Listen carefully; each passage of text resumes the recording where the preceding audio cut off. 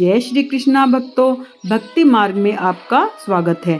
आज हम सुनेंगे एक ही वीडियो में मोहिनी एकादशी की 2 व्रत कथाएं। मोहिनी एकादशी बहुत ही महत्वपूर्ण है, इसलिए अगर आप व्रत भी नहीं रखते हैं और कथा अवश्य सुननी चाहिए। कथा हमें कभी भी अधूरी नहीं सुननी चाहिए, इसलिए अगर आपने वीडियो पर क्लिक किया है, कथा शुरू हो गई है तो उसको पूर्ण करिए, क्योंकि कथा कभी भी अधूरी नहीं छोड़नी चाहिए। आइए कथा शुरू करते हैं।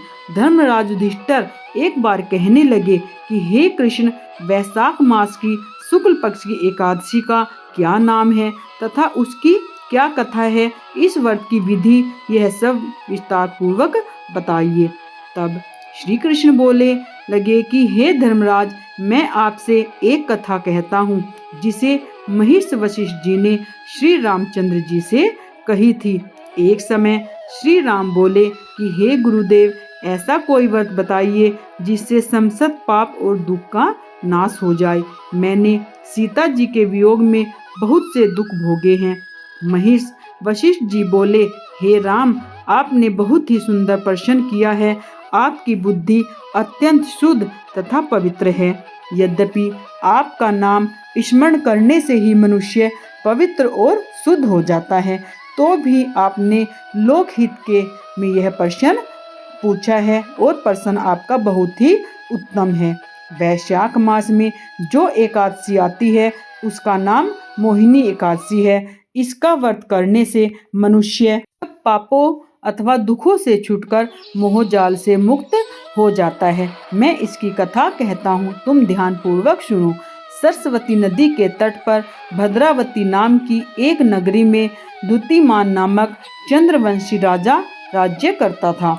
वहाँ धन धान्य से संपूर्ण व पुण्यवान धनपाल नामक वैश्य भी रहता था।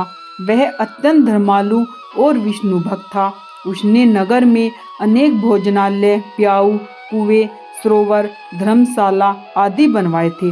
सड़कों पर आम, जामुन, नीम आदि के अनेक वृक्ष भी लगवाए थे। उनके 5 पुत्र थे, सुमना, सुदबुद्धि, मेधावी, सुकृति और दुष्ट बुद्धि। में से जो 5वां पुत्र धृष्ट बुद्धि महापापी था, वह पितृ आदि को नहीं मानता था। वह वैश्या, दुराचारी, मनुष्य की संगति में रहकर जुआ खेलता और पर स्त्री के साथ भोग विलास करता तथा मदमाश का सेवन करता था। इसी प्रकार अनेक कुकर्मों में वह पिता के धन को नष्ट करता रहता था। इन्हीं कारणों से गुस्सा होकर उसके पिता ने उसे घर से निकाल दिया। घर से बाहर निकलने के बाद वह अपने कपड़े गहने बेचकर अपना निर्वाह करने लगा। जब सब कुछ नष्ट हो गया तो क्या और दुराचारी साथियों ने भी उसका साथ छोड़ दिया। अब वह भूख प्यास से अति दुखी रहने लगा। कोई सहारा न देख चोरी करना सीख गया।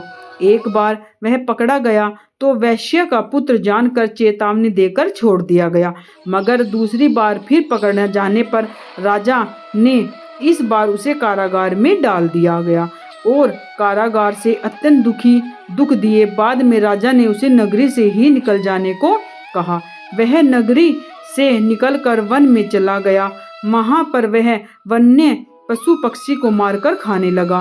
कुछ समय पश्चात वह बहेलिया बन गया और धनुष बाण लेकर पशु पक्षियों को मार मार कर खाने लगा। एक दिन भूख प्यास से व्यथित होकर वह खाने की तलाश में घूमता हुआ कौंडिन्य ऋषि के आश्रम में पहुंच गया। उस समय वैशाख मास था और गंगा स्नान कर रहे थे। उनके भीगे वस्त्रों से छींटे उस पर पड़ने से उसे कुछ सद्बुद्धि प्राप्त हुई। वह कौंडिन्य मुनि से हाथ जोड़कर कहने लगा कि हे मुनि, मैंने जीवन में बहुत पाप किए हैं। आप इन पापों से छूटने का कोई साधारण धन का उपाय बताइए। उसके दीन वचन सुनकर मुनि ने प्रसन्न होकर कहा कि तुम वैशाख मास के शुक्ल पक्ष की मोहिनी एकादशी का व्रत करो, इससे समस्त पाप नष्ट हो जाएंगे। मुनि के ऐसे वचन सुनकर वह अत्यंत प्रसन्न हुआ और उनके द्वारा बताई गई विधि के अनुसार व्रत किया।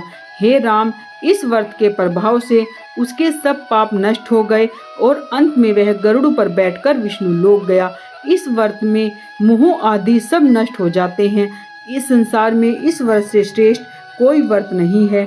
इसके महात्म्य को पढ़ने अथवा सुनने से 1000 गोदान का फल मिलता है। आइए सुनते हैं मोहिनी एकादशी पर जो भगवान विष्णु की दूसरी कथा है।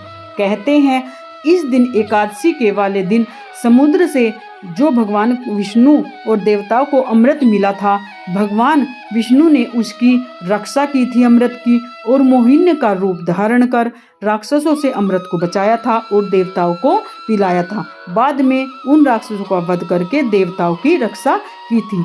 इसीलिए इसे मोहिनी एकादशी भी कहते हैं, क्योंकि भगवान विष्णु ने मोहिनी का रूप लिया था और जिस मोहिनी के रूप को देखकर देवता राक्षस इतना मोहित हो गए कि देवता भी अपने सुध-बुध खो बैठे। मोहिनी रूप इतना सुंदर था भगवान विष्णु का, इसीलिए सब राक्षस मोहित हो गए और उनकी आंखों में धूल झोंककर भगवान विष्णु ने अमृत देवताओं को पान कराया। तो इसी के नाम पर मोहिनी एकादशी भी इसे कहते हैं। तो आपको कथा अच्छी लगी है, प्लीज़ चैनल को लाइक करें, शेयर करें, सब्सक्राइब करें।